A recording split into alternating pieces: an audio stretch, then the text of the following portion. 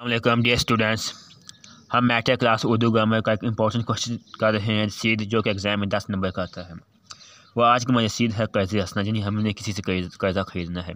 असल में जो रसीद है ये एक फ़ारसी ज़बान का लफ्ज़ है जिसका मतलब है पहुँच, रसाई।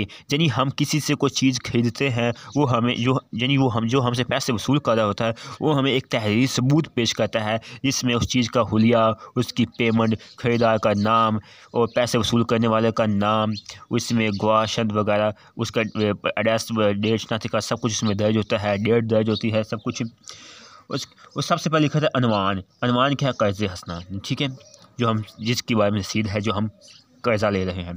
उसके बाद आता है बाइस से तहरीर आंका। इसका मतलब ये भी एक फ़ारसी ज़बान का लफ्ज़ है जिसका मतलब है कि इस तहरीक यानी इस आवाज़ को लिखने का मकसद यूँ है।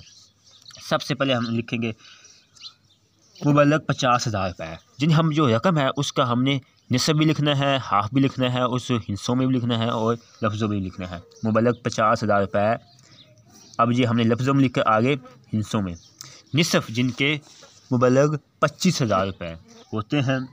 बाबत कर्ज़ हसना अज़ा जनाब नूर अहमद साहब सकना, चक नंबर 36 जनूबी ज़िला सरगोदा वसूल पाकर। यानी जो जनाब नूर अहमद ये एक यानी जो कर्ज़ा ले रहा है जो उसका नाम दर्ज है, ठीक है।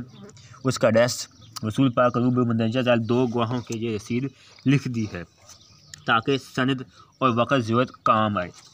ये रकम बराबर किस्तों में 31 दिसंबर 2022 तक अदा करूँगा इंशाल्लाह। ये वाला टॉपिक इसको हम ये सारा है ये है नफ्स मज़मून, जिसमें पेमेंट, हाफ पेमेंट, ख़रीदार का नाम यानी जो कर्ज़ा ले रहा है उसका हुलिया और मतलब एड्रेस वगैरह सब लिखा जाता है। उसके बाद आता है अल अबद जिसने मतलब वो होता है जिसने पैसे वसूल करने होते हैं, या मतलब जो चीज़ अब इसमें कर्ज़ हसना में जो मतलब कर्ज़ा दे रहा है वो हमें रसीद लिख कर दे रहा है। अल अवध में तो वो लिखा जाता है जो हमसे पैसे वसूल करता है, लेकिन जहाँ पर कर्ज़ हसना की बात हो रही है यानी जो जिससे हम कर्ज़ा ख़रीद रहे हैं मतलब वो बंदा वो हमें रसीद लिख कर दे रहा है, ठीक है, जिसने अब हमें पेमेंट दी है। उसका नाम, उसकी कौम, उसका पता, उसका शनाख्ती कार्ड नंबर और उसके बाद आप मुझे यहाँ पर मोबाइल नंबर भी दर्ज कर सकते हैं। 2 गवाह लिखने होते हैं, उसका नाम, कौम, पता, शनाख्ती कार्ड नंबर, फ़ोन नंबर वगैरह, नाम, पता, शनाख्ती कार्ड नंबर, ठीक है। और आखिर में हम तारीख दर्ज करते हैं। तारीख दर्ज करने का तरीका जो है 31 दिसंबर 2022, ठीक है, ये वाला।